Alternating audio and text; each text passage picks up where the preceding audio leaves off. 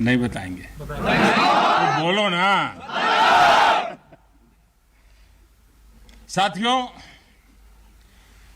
आज मेरे सामने देश के जो वीर हैं,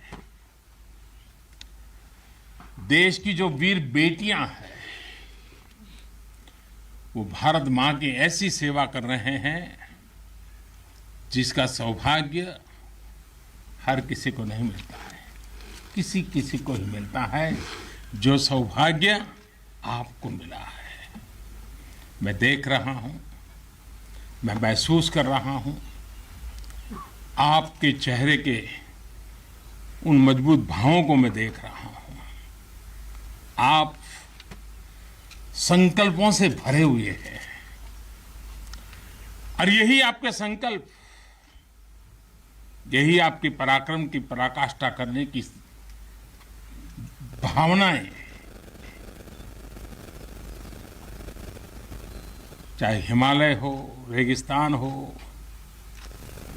बर्फीली चोटियां हो, गहरे पानी हो, कहीं पर भी आप लोग मां भारती का एक जीता जागता सुरक्षा कवच है। आपके सीने में वो जज्बा है जो 130 करोड़ देशवासियों को भरोसा होता है वो चैन की नींद सो सकते हैं। आपके सामर्थ्य से देश में शांति और सुरक्षा एक निश्चिंतता होती है, एक विश्वास होता है। आपके पराक्रम की वजह से हमारे पर्वों में प्रकाश फैलता है, खुशियां भर जाती हैं, हमारे पर्वों में चार चांद लग जाते हैं। अभी दीपावली के बाद गोवर्धन पूजा, फिर भैया दूज और छठ पर्व भी बिल्कुल गिनती के दिनों में सामने आ रहा है। आपके साथ ही मैं सभी देशवासियों को नौशेरा की इस वीर वसुंधरा से इन सभी पर्वों के लिए देशवासियों को भी बहुत बहुत शुभकामनाएं देता हूं। देश के अन्य हिस्सों में बड़ी संख्या में लोग आज दिवाली का जब दूसरा दिन होता है तो नववर्ष की भी शुरुआत करते हैं। और हमारे यहाँ तो हिसाब किताब भी दिवाली से पूरा होता है और दिवाली के दूसरे दिन से शुरू होता है। खास करके गुजरात में कल नया साल होता है। तो मैं आज नौशेरा की इस वीर भूमि से गुजरात के लोगों को भी और जहां जहां नववर्ष मनाते हैं उन सबको भी अनेक अनेक मंगल कामनाएं उनके लिए देता हूं। साथियों, जब मैं यहां नौशेरा की पवित्र भूमि पर उतरा, यहां की मिट्टी का स्पर्श किया तो एक अलग ही भावना, एक अलग ही रोमांच से मेरा मन भर गया। यहां का इतिहास भारतीय सेना की वीरता का जयघोष करता है। हर चोटी से उस जयघोष सुनाई देता है। यहां का वर्तमान, यहां का वर्तमान आप जैसे वीर जवानों की वीरता का जीता जागता उदाहरण है। वीरता का जिंदा सबूत मेरे सामने मौजूद है। नौशेरा ने हर युद्ध का, हर छद्म का, हर षड्यंत्र का माकूल जवाब देकर कश्मीर और श्रीनगर के प्रहरी का काम किया है। आजादी के तुरंत बाद ही दुश्मनों ने इस पर नजर घड़ा करके रखी हुई थी। नौशेरा पर हमला हुआ, दुश्मनों ने ऊंचाई पर बैठकर इस पर कब्जा जमाने की कोशिश की। और अभी जो मुझे पूरा वृत्त वीडियो समेत सारी चीजें मुझे देखना समझने का मौका मिला और मुझे खुशी है कि नौशेरा के जाबाजों के शौर्य के सामने सारी साजिशें धरी की धरी रह गई। दोस्तों, भारत माता की जय! भारत माता की जय! भारत माता की जय! भारतीय सेना की ताकत क्या होती है, इसका एहसास दुश्मन को शुरुआत के दिनों में ही लग गया था जी। मैं नमन करता हूं नौशेरा के शेर ब्रिगेडियर मोहम्मद उस्मान को, नायक जदुनाथ सिंह जी को, जिन्होंने देश की रक्षा के लिए अपना सर्वोच्च बलिदान दिया। मैं प्रणाम करता हूं लेफ्टिनेंट आर राणे को, जिन्होंने भारतीय सेना की जीत का रास्ता प्रशस्त किया था। ऐसे कितने ही वीरों ने नौशेरा की इस धरती पर गर्व की गाथाएं लिखी, अपने रक्त से लिखी हैं, अपने पराक्रम से लिखी हैं, अपने पुरुषार्थ से लिखी हैं, देश के लिए जीने मरने के संकल्पों से लिखी है। अभी मुझे, ये मेरा सौभाग्य था कि दिवाली के इस पवित्र त्योहार पर मुझे आज दो ऐसे महापुरुषों के आशीर्वाद प्राप्त करने का सौभाग्य मिला। मेरे जीवन में एक प्रकार से अनमोल विरासत है। मुझे आशीर्वाद मिले श्री बलदेव सिंह और श्री बसंत सिंह जी। ये दोनों महापुरुष बाल्यकाल में मां भारती की रक्षा के लिए फौज के साथ कंधे से कंधा मिलाकर के साधनों के अभाव के बीच भी, और जब मैं आज सुन रहा था उनको, वही जज्बा था जी, वही मिजाज था, और वर्णन ऐसे कर रहे थे जैसे आज ही अभी से लड़ाई के मैदान से आए हैं, ऐसा वर्णन कर रहे थे। आजादी के बाद हुए युद्ध में ऐसे अनेकों स्थानीय किशोरों ने ब्रिगेडियर मोहम्मद उस्मान के मार्गदर्शन से बाल सैनिक की भूमिका निभाई थी। उन्होंने अपने जीवन की परवाह न करते हुए उतनी कम उम्र में देश की सेना के साथ कंधे से कंधा मिलाकर के काम किया था, सेना की मदद की थी।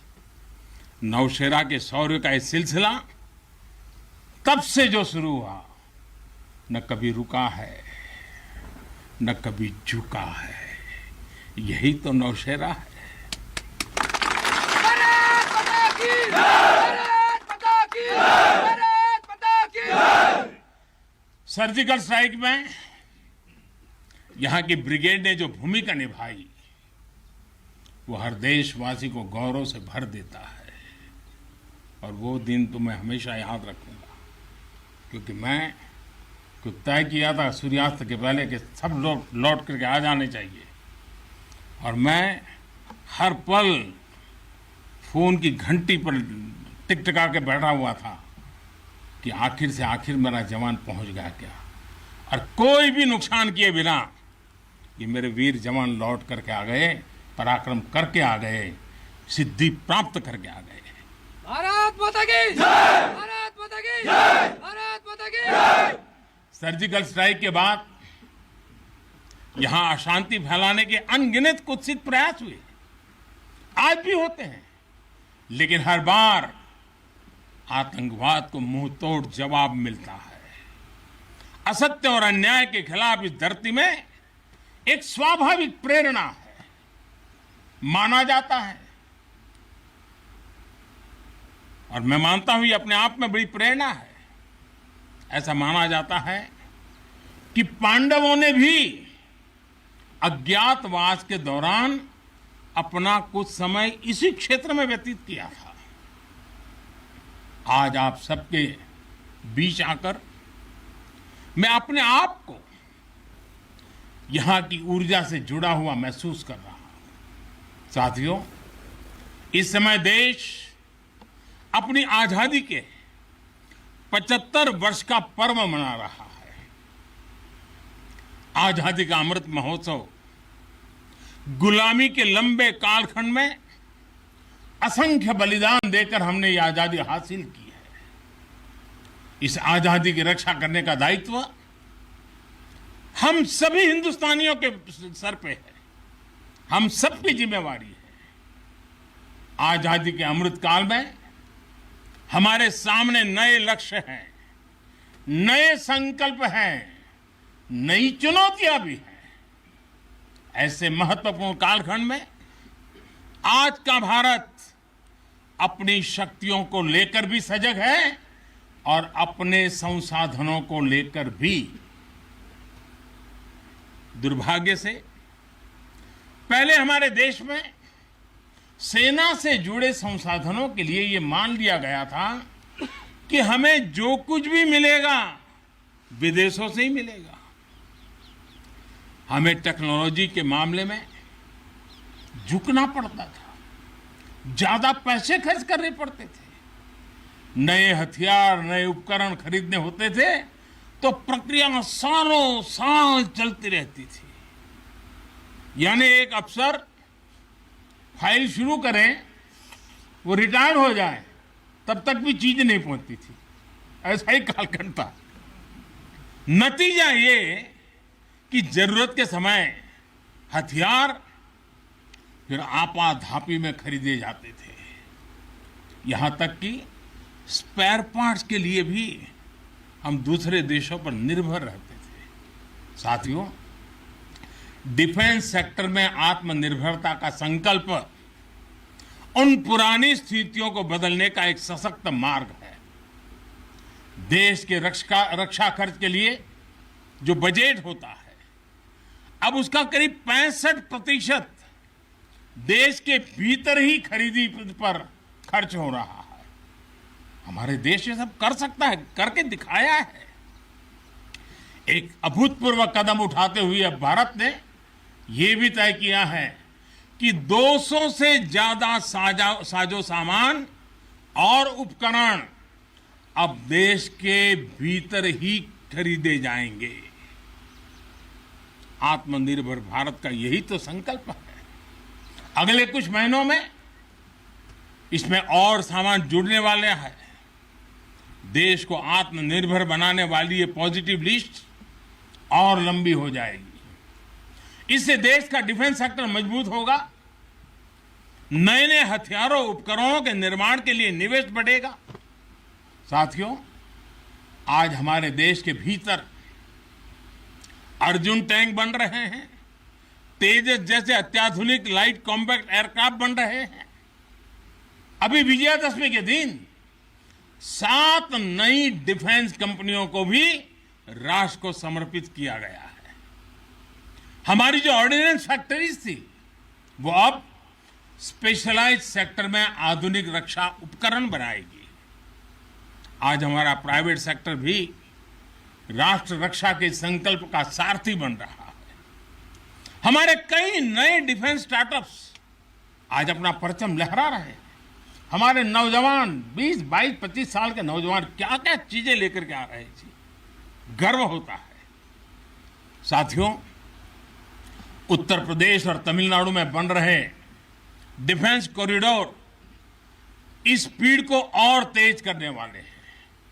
ये सारे कदम जो आज हम उठा रहे हैं, वो भारत के सामर्थ्य के साथ साथ डिफेंस एक्सपोर्टर के रूप में हमारी पहचान को भी सशक्त करने वाले हैं। साथियों, हमारे शास्त्रों में कहा गया है,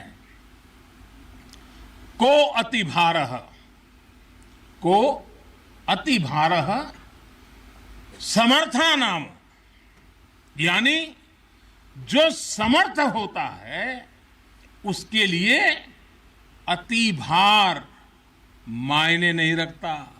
वो सहज ही अपने संकल्पों को सिद्ध करता है। इसलिए आज हमें बदलती दुनिया, युद्ध के बदलते स्वरूप के अनुसार ही अपनी सैन्य शक्ति को भी बढ़ाना है, उसको नए ताकत के साथ ढालना भी है। हमें अपनी तैयारियों को दुनिया में हो रहे इस तेज परिवर्तन के अनुकूल ही ढालना ही होगा। हमें मालूम है किसी समय हाथी घोड़े पर लड़ाइयां होती थी। अब कोई सोच नहीं सकता हाथी घोड़े की लड़ाई, रूप बदल गया। पहले शायद युद्ध के रूप बदलने में दशकों लग जाते होंगे, शताब्दियां लग जाती होगी। आज तो सुबह एक तरीका होगा तो शाम को दूसरा तरीका होगा लड़ाई का। इतनी तेजी से टेक्नोलॉजी अपनी जगह बना रही है। आज की युद्ध कला सिर्फ ऑपरेशंस के तौर तरीकों तक ही सीमित नहीं है। आज अलग अलग पहलुओं में बेहतर तालमेल, टेक्नोलॉजी और हाइब्रिड टैक्टिक्स का उपयोग बहुत बड़ा फर्क डाल सकता है। संगठित नेतृत्व एक्शन में बेहतर समन्वय आज बहुत जरूरी है। इसलिए बीते समय से हर स्तर पर लगातार रिफॉर्म्स किए जा रहे हैं। चीफ ऑफ डिफेंस स्टाफ की नियुक्ति हो या डिपार्टमेंट ऑफ मिलिट्री अफेयर्स का गठन, ये हमारी सैन्य शक्ति को बदलते समय के साथ कदम ताल करने में अहम रोल निभा रहे हैं। साथियों, आधुनिक बॉर्डर इंफ्रास्ट्रक्चर भी हमारी सैन्य ताकत को और मजबूत करने वाला है। सीमावर्ती इलाकों की कनेक्टिविटी को लेकर पहले कैसे काम होता था, ये आज देश के लोग, आप सभी भली भांति जानते हैं। अब आज लद्दाख से लेकर के अरुणाचल प्रदेश तक, जैसलमेर से लेकर के अंडमान निकोबार द्वीप तक, हमारे बॉर्डर एरियाज में, हमारे समुद्री तट पर जहां सामान्य कनेक्टिविटी भी नहीं होती थी, वहां आधुनिक रोड, बड़े बड़े टनल्स, पुल और ऑप्टिकल फाइबर जैसे नेटवर्क बिछाए जा रहे हैं। नमस्कार, मैं हूं मानक गुप्ता। अगर आपको हमारा ये वीडियो पसंद आया हो तो इसे लाइक और शेयर जरूर करें, और हां, हमें सब्सक्राइब और फॉलो करना ना भूलें ताकि आप देश और दुनिया की कोई खबर मिस ना करें। तो जुड़े रहिए हमारे साथ और देखते रहिए News 24।